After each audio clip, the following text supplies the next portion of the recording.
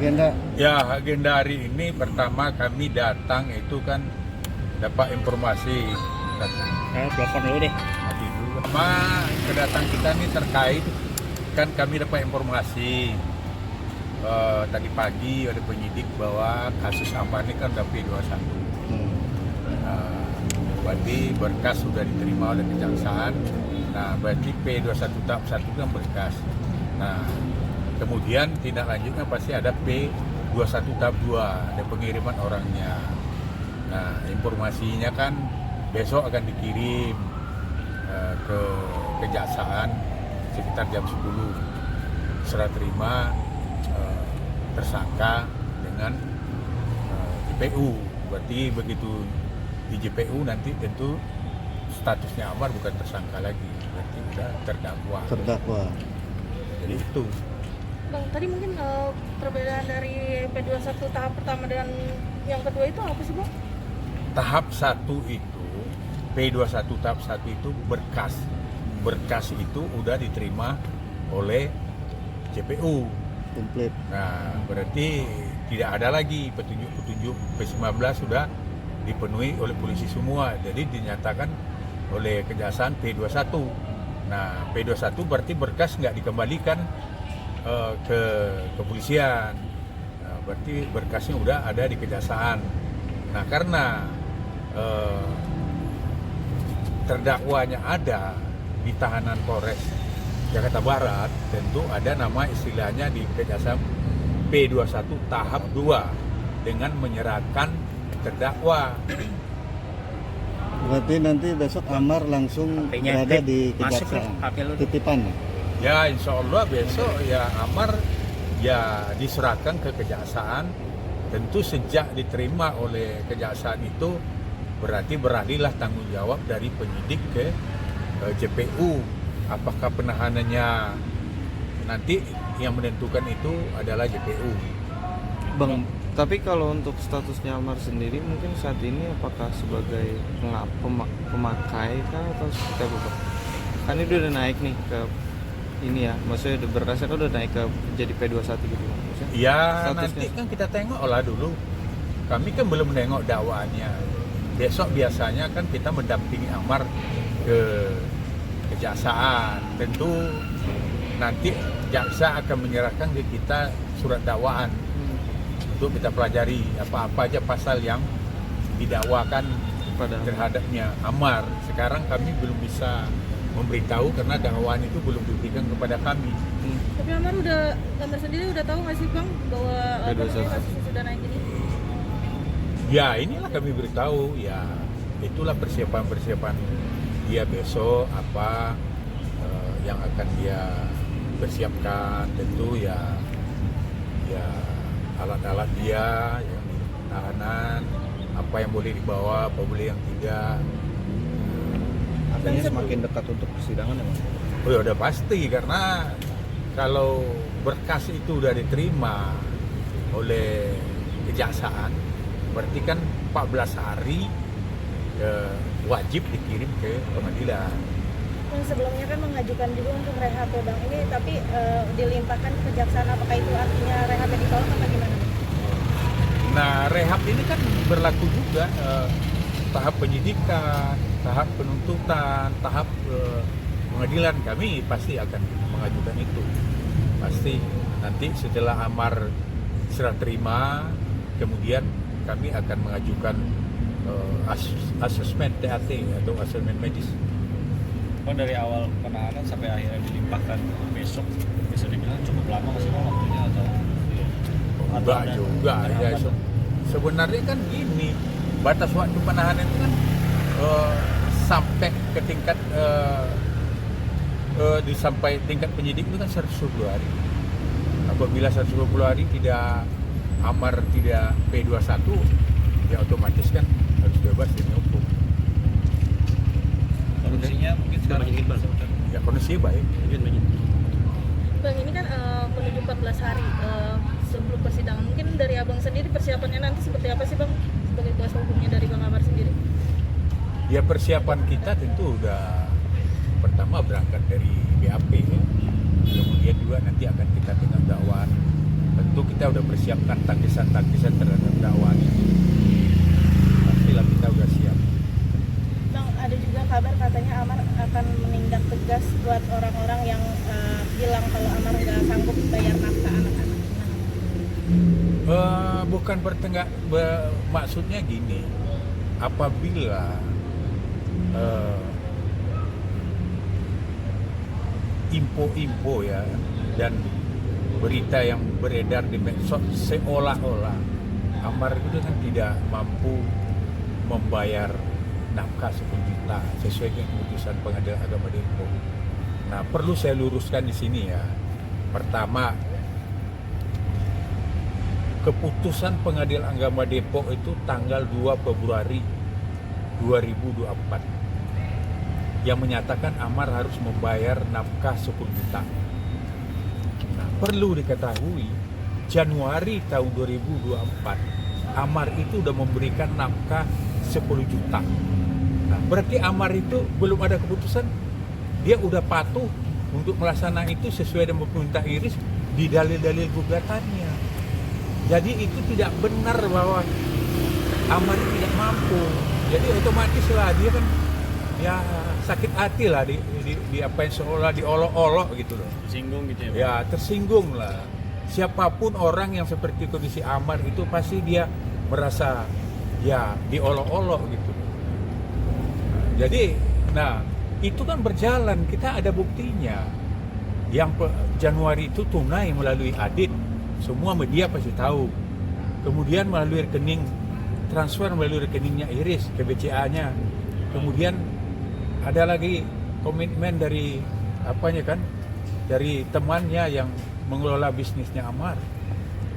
Jadi ya kita memang minta satu ya, karena ini bulan suci Ramadan, ya kita minta kepada pihaknya Iris, PH-nya Iris, Amar sendiri, mungkin kita sendiri, udahlah polemik masalah nafkah ini kita hentikan aja lah. Karena apa? Lebih bagus kita menjalankan ibadah puasa aja, supaya amal ibadah kita diterima Allah. Nah kalau ini masih ada juga, kami udah luruskan berita-berita yang selalu menjustifikasi Amar tidak mampu memberikan nafkah 10 juta itu, kami sebagai PH akan melakukan langkah-langkah tegas.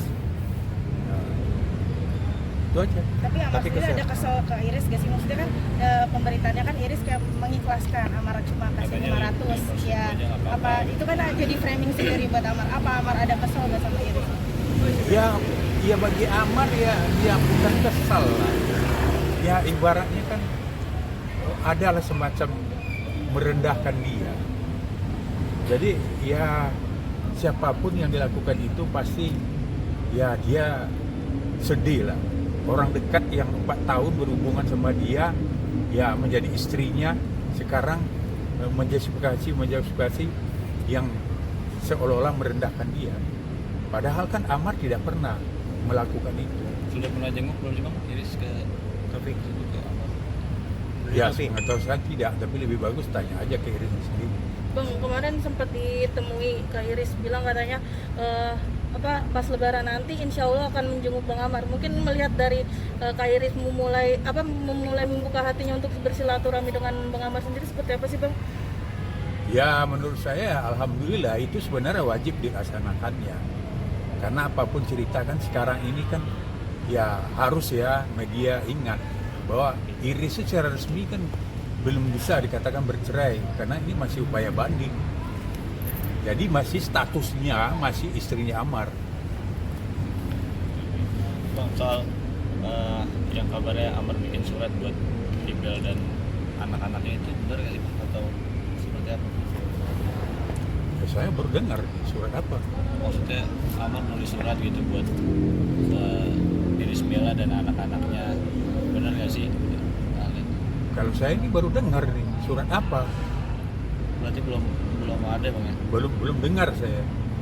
Ntar konfirmasi kali. Mungkin konfirmasi ke Amar langsung lah atau ke Iris.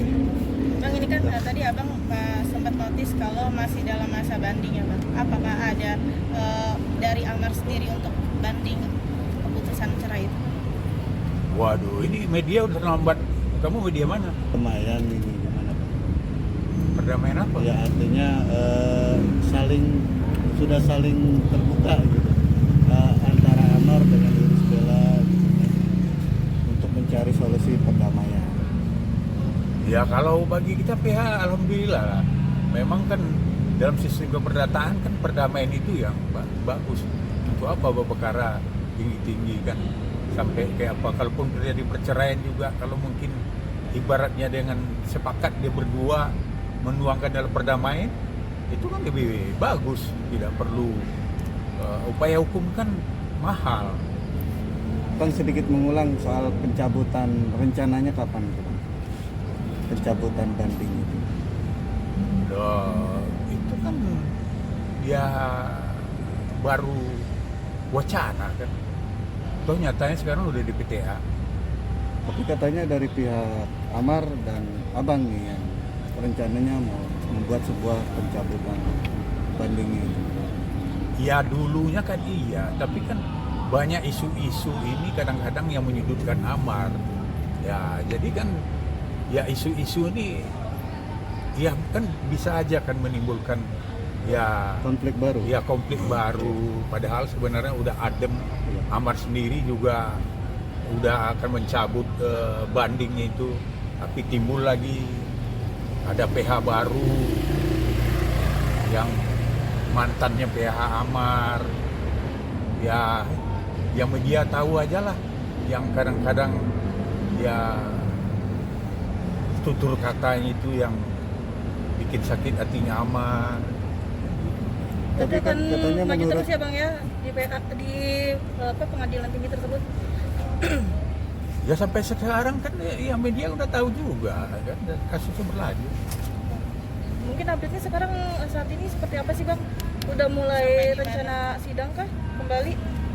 Ya biasanya kan prosesnya dikirim ke media, ke PTA, nanti PTA mengirimkan menunjuk majelis hakim.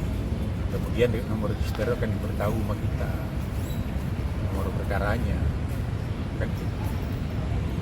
berarti untuk pencabutan banding sendiri ini gagal atau gimana Bang? Apa masih diupayakan? Ya kalau itu sebenarnya kan ya tergantung dari amarnya. Kita PH kan cuma menerima aja apa yang dikuasakan kita. Manakala dia berkehendak untuk cabut katanya, ya tapi jangan ada lagi lah menjustifikasi seolah-olah memojokkan Amar. Ya kan, ya udah aku bilang di pengadilan itu kan memang keperdataan ya. Ya. Itu kan memang pertama diupayakan dulu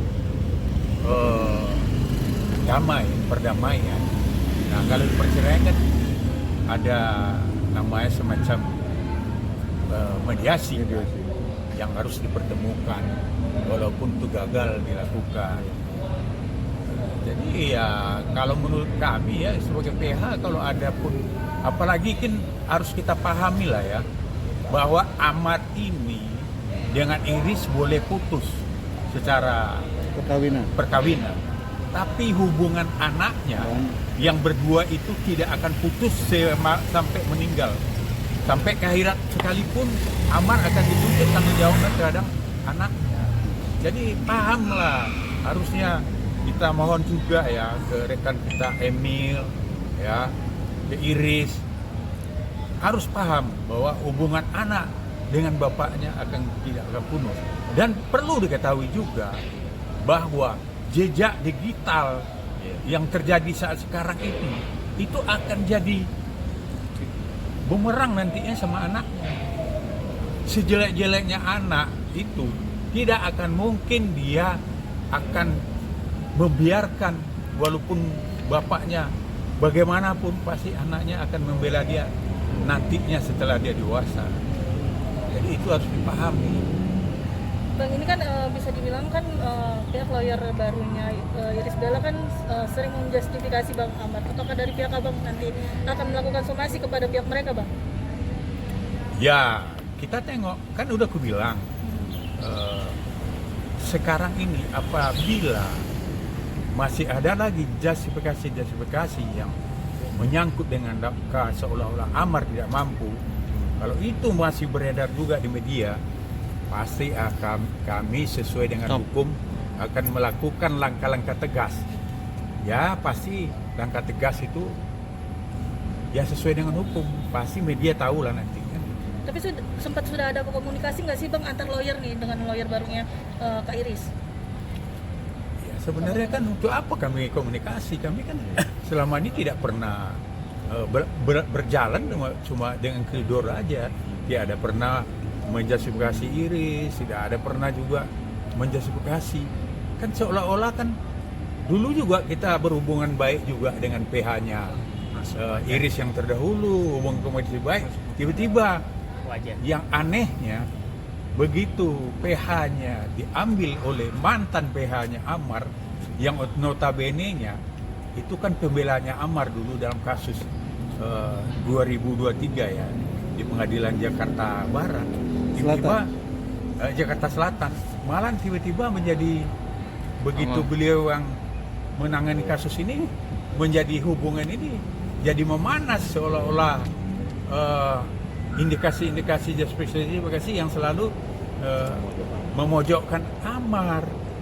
Berarti cukup menyayangkan ya Bang ya? Ya sangat disayangkan, padahal kan udah jelas ya dalam namanya kode etik itu advokat dan undang-undang advokat itu kan ada diatur di situ tentang bagaimana kita menjaga hubungan dengan dan bersikap dalam berhubungan dengan mantan klien kita. Ada hal-hal rahasia yang harus kita rahasiakan, itu harus kita rahasiakan. Itu undang-undang advokat dan undang-undang kode etik. Pastilah rekan Emil paham itu.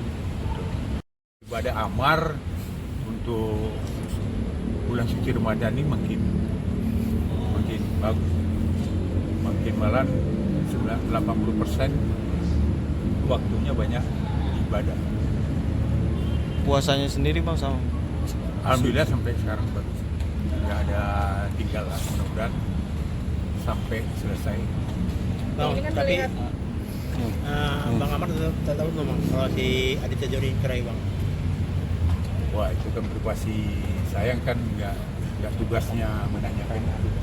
Kalau saya tanyakan juga nggak etis juga. Tapi sampai saat ini juga Bang Amar tidak tahu ya kabar perihal adiknya yang sekarang sedang bermasalah ya Bang ya? Ya saya memang nggak nanya kan, bisa tahu bisa tidak.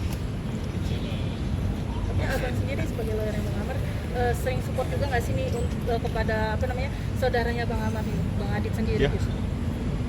Ya kan kita ini sesuai undang-undang sesuai dengan kode etiknya kan manakala kita tidak diberi kuasa untuk suatu permasalahan ya kita nggak berhak menanggapi dan tidak berhak juga untuk disupport. Oke.